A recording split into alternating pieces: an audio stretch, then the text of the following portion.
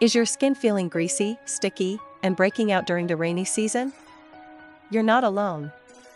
In this video, I'm sharing the ultimate monsoon skincare routine specially made for oily and acne-prone skin, simple, affordable, and dermatologist approved. Start your day with a gentle gel-based or foaming face wash that contains ingredients like salicylic acid, tea tree, or neem.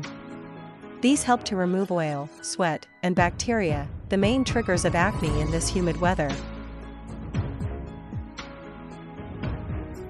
Next, use an alcohol-free toner with ingredients like witch hazel, green tea, or rose water. It shrinks pores, balances oil, and gives a refreshing feel in the monsoon stickiness. Add a light serum with niacinamide or vitamin C. This helps control oil, fade acne marks, and boost your skin's glow. A few drops go a long way.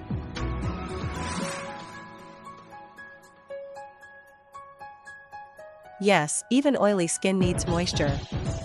Go for an oil-free, gel-based moisturizer. Think aloe vera, hyaluronic acid, or green tea.